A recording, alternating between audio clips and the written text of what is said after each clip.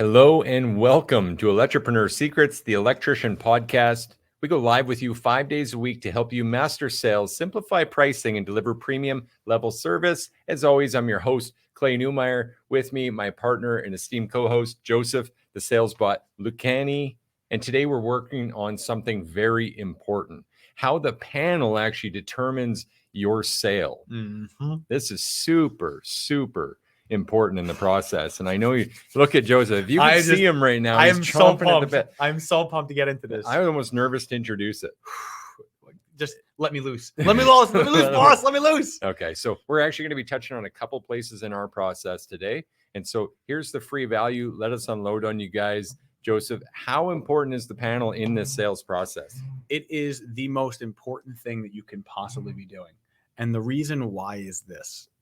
What we need to do is we are establishing whether or not this customer is going to believe us as the liked, trust, and respected individual in their home. And let me explain why. I feel some differentiation coming. Oh, it's coming heavy. So every one of us has experienced an unprofessional electrician. But the problem is that we don't often identify with that person. We always say we're better than that person. But the customer has not seen a difference yet. We need to create the difference in the experience that they've received. Because if they've worked with us and they've worked with them, they would know that we're better. But how can we convince them we're better before they've purchased? And that's the depth in which we diagnose. So I'd like to create two scenarios, and I'd like you to tell me what your experience of it would be. Is that fair? Sure. Let's do it. Scenario one, I'm Acme Electric. I come out to your home. I'm very nice to you. Of course. I go down, I look at the panel, if I look at the panel, and I open the cover. I don't even take the cover off. I just look at the panel lid, I go, yep, there's space, close, and I walk away. Right. Right? That's the typical experience. Mhm. The panel, they were looking there and saying, am I going to have to work too hard on this job? Nah, all right. Yeah, okay, we're good. We got space. We're fine. Yeah. And for just a second, I'd love to touch on that without ruining your momentum. Go for it. It seems to be intuitive for service providers to have that get in, get paid, get out quick. Mhm. There's something about the speed of this thing. And we always want to expedite it, but that's really not what we're trying to do. Again, It's poison. It's not the hours spent, it's the value put in those hours. And so if you want to add more value, then I think you want to hear what Joseph's about to introduce you to. Correct. So we've had that level of experience because usually, I remember I said he may or may not go to the panel. It's very likely that he has a call and says, I know my countertop outlet's not working. I'm going to go to that first. Then he opens the outlet, finds out that it's one trip GFI, presses the button, the microwave kicks back on, everyone cheers, and you collect your $75 diagnostic, right? Everyone's winning except for you, the service provider. Now, the problem is this. Let's say, sake of argument, you are this Acme Electric guy, and the problem happens again. Is the customer going to be cool paying you another $75 to come back out? No. Why would they? You're the professional. Shouldn't this be under warranty? It just came out 2-3 days ago. The problem is that you are treating the symptom. You're not treating the root cause. If you can go and get the GFI to stop tripping, great. But shouldn't you look and figure out why it's tripping in the first place? I would think so. That's why in our process, the very first thing we look at, regardless of what the customer says, is we look at the panel first. Go to the panel first. The reason why it's so essential that we need to do this is because a lot of times that's the system that's providing the power for everything else. And if the heart or the brain isn't healthy, could we understand that the body isn't going to be healthy as a result? Yeah, definitely. So the issue that we're running into then is if you have it set up to where you're not looking at the panel, you will miss on all the additional safety concerns that could be affecting this. So let's say, sake of argument, you follow Acme Electric. Acme Electric came by, they opened up the cover, they took a look, and they're like, it's fine, got space, GFI trips, we reset it, you're good. Here at Service Electrical, we show up, and the very first thing we do is take off the cover. Now, what do you think the customer is going to say when the other guy didn't even go to the panel and we're insisting that we have to look at the cover? What are they going to say? Well, at first, they might even be in disbelief because the beliefs that they now have, because they didn't know before, is that you don't need to do that. Correct. Because how often does the average homeowner understand electrical theory principles? So they might even ask you, well, why are you doing that? And that is the miracle answer right there. Question. Miracle question. You're right. Well, good. A miracle question. You're right. But I had the answer. I'm frothing. Yeah. I can't Go. know. So the thing is that when your customer is telling you, why do you need to look at that? That is telling you the most beautiful, piece of information. It means that whether they've gotten someone or not, the other person didn't look at the panel. So when they say, why did that happen? You can let them know. Well, here at Service Group Electrical, we believe in treating the root cause of the problem, not just the symptom of it. And the very first thing you want to look at is the main electrical control system. Even if that wasn't the case, we need to make sure that the emergency shutoffs are in place and that they're at least functional before we touch on electrical energized equipment. Could you blame me for wanting to ensure that you and I are both safe when we're doing this? Not at all. So you've given a reason and a way that it benefits the customer. Now, how many times have we opened up panels and found out that rust on the bottom of it? Now, you guys all know what I'm talking about, right? You got a 1/2-inch knockout missing on the top left-hand side. There's a water pipe over the top of it. And you know what? Maybe it's not leaking, but it's going to condensate. It's going to drip. It's going to happen, right? What basement has a humidifier in it on a regular basis? Yep. So 10 years goes by, water drips into the panel, and now you're in a situation where the infrastructure, all the breakers on the left-hand side and terminals are starting to get rusted. Could that create a concern? I would say so. It would make sense, right? Yeah. Water and electricity shouldn't mix. So the thing that's going to end up happening is now you're in a situation to say, not only did I recognize why this is happening, but I can start to recognize where else it will happen as well. So the thing that we're trying to do isn't just solve the immediate problem. We're trying to give the customer lifetime value, meaning that every time we come out, they know that we've already inspected for things that could happen in the future as well. It's the equation of life, cause and effect. Exactly. And most of us are running around chasing the effect, Mm-hmm. trying to solve what isn't the root cause, that problem. Exactly. So there's two different things that we have to address at this point. One is what we, the professional, are doing. And two, what is the customer experiencing from it? What they're experiencing is that if we insist that we have to do this, does it show that we have a process? Yeah. And if we have a process, that usually means that we've been trained. And if we've been trained, does that mean that we're usually more or less professional? More. So just by showing that we're going to the panel and we insist that we have to look at it, we're good. Yeah. The second thing is by saying why we're doing it. Yeah. I want to ensure that the emergency electrical shutoffs are in place and that they're functional before I have to touch any energized equipment. Could you blame me for wanting to ensure that you and I are safe while we're doing this? What person is going to look at you and say, yeah, fuck you. I don't want you being safe. Go to the GFI. Yeah. In fact, their question might change. Well, why didn't the other guy do this then? In Ah. fact, I'm going to ask a bonus question here. How important is your the facial signs that you show when hearing that they didn't do You're it? setting me up on this one. I love it. All right. So the thing is I hate to say it this way, but the more surprised you look, you can't look angry, but you have to look surprised. Usually a slight tilt to the head and be like, so they didn't come and look at the panel? That's interesting. And they might say, well, why is that interesting? Well, without looking at the panel, how could you be sure that the main electrical control point, this is where the power starts? Wouldn't it make sense that you check where the problem begins? Wouldn't you want to check it from its source? Yeah. Or you can even go further and say, well, in order to provide you with the highest level of reliability, experience, and safety, we have to look at the main electrical enclosures. This is the only way that we can give you a price that will not go up. Did no one else look at this?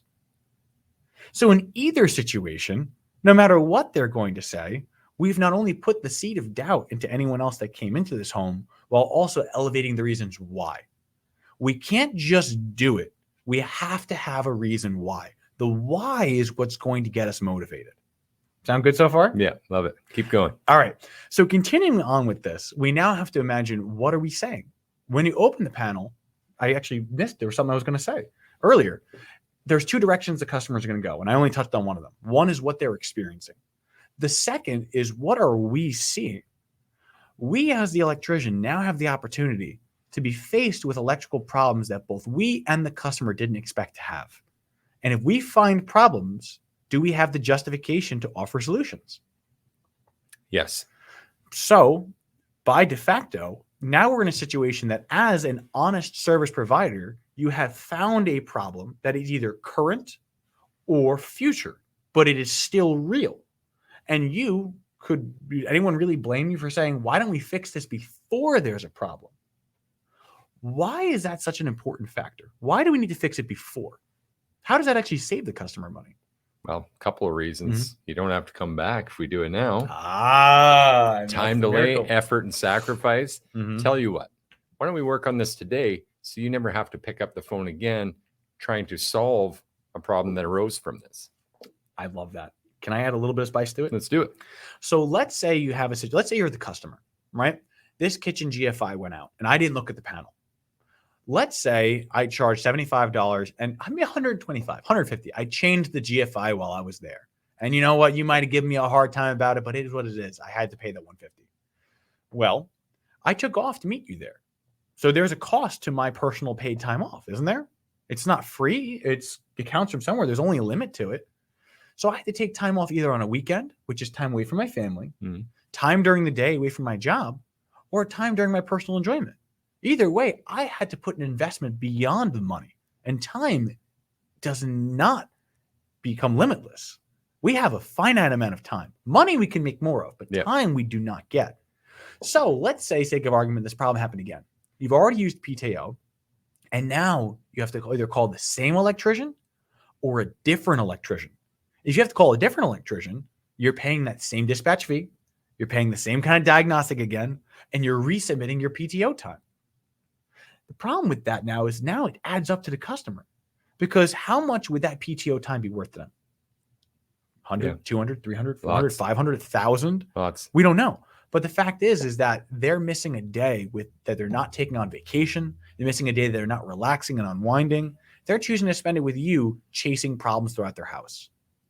So if you don't preemptively solve a problem, you can actually explain to a customer how solving it now is drastically cheaper than waiting to solve it later. Because even if you didn't account for the time, would it make sense that if, let's say, you recognize that there are backstab outlets, right? And you recognize that one of those terminals could go loose. Well, I could fix it now.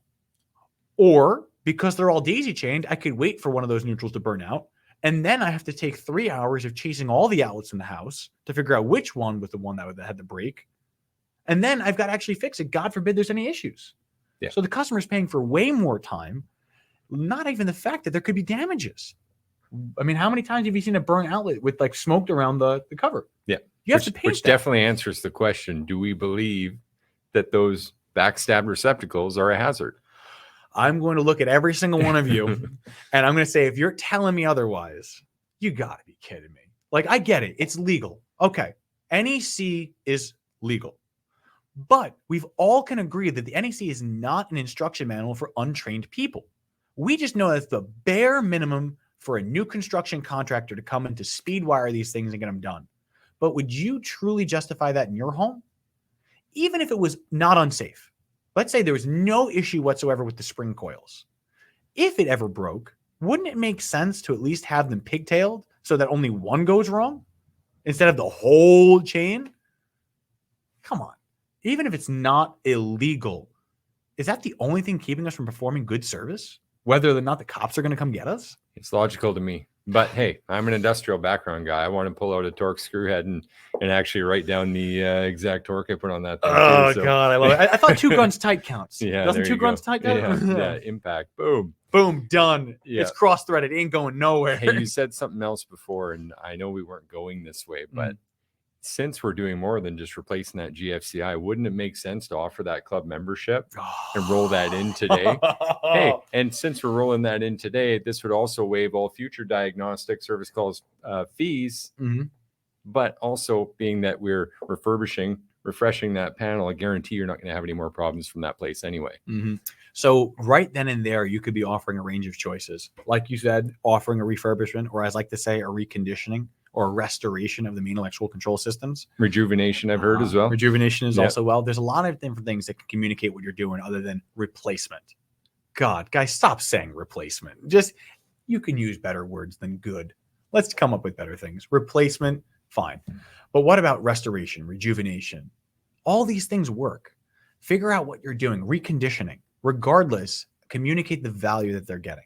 Sometimes verbally packaging things is the best way to communicate the value that comes from it. Yeah, love it. Okay, so we've talked a bunch about this, where that fits in the process. How does that affect the sale? We've established that. I'm going to make sure that we've gotten that double Okay. down. All right. So how does this establish the sale? What it's done is at the very least, the customer now has a strong differentiation. On one hand, you've got Tank Top Terry who came in who said, I'm just going to change one thing and get out. And then you have you who are insisting on checking out all the safety systems so it directly benefits the customer. You show that you have a process. You show that you're committed to their safety and yours. And then after inspecting the system, you're preventing problems before they happen. Just on the same call with the same customer, have we not created a substantial amount of differentiation? Absolutely. So you now have the entitlement to create options where normally you could not have without reaching or stretching or being salesy. The customer has seen the additional value of you being there. And as you mentioned, even if you had that base GFI, you could be offering your first class membership as a way of bridging the gap. So simple math, their understanding is up. So your expertise is up. So trust is up. Options are up, which means sales are up. And you've offered club membership as well. So everything across the board has been offered. Easy Service, everything. It doesn't get better than this. Love it. I love so it the too. action item's clear here. We had 2. If you did them both, I would say that would be the all-star, or is there more than that? Let's see. So there was definitely go to the panel first, not the location of the fault. Correct. That is a non-negotiable, guys. You have to go to the panel first and you have to tell them why. If you don't tell them why, it's going to appear salesy. And we don't want to be those kind of people. And the second piece was making sure to remove that cover and do a proper inspection. And the best thing about it, I'm going to say, you want to hear the all-star action? Yeah, I'm going to let's go. spice this. The all-star action is be quiet while you're doing it. Intentionally be quiet. And if you're going to say anything, don't say words. Just, that's interesting. The best thing about that is you're going to get the customer whether they're interested or not. I have said those lines before, and I've had customers say, what, did you find a double tap? And suddenly, what does that tell you that they're expecting you to tell them? If someone says, did you see this? Or what did you see? It means that they believe that there is a problem to start with. And the second thing is, if they say a specific problem, it means that there's someone else was there.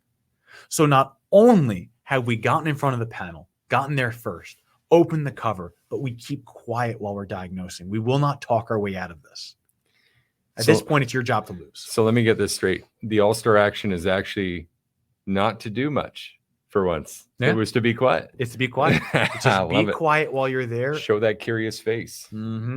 Is the best way. Diagnose as if you are a medical professional. All right. Today, I truly believe we delivered in helping you guys master sales, simplify pricing, and deliver premium level service, at least enough to have some distinguishment, some distinction. As they say, service to others is the highest form of distinction. So we should make sure you have some intent in yours. That's why we invite you to continue listening to us 5 days a week right here in either the Electripreneur Facebook group or wherever you found us in your podcast land. If you want to tell a friend about us, you can tell them to search Electripreneur or the Electrician Podcast. It's just that easy. I'm Clay Newmeyer. This is Joseph Lucani. Can't wait to see you guys again. Looking forward to it.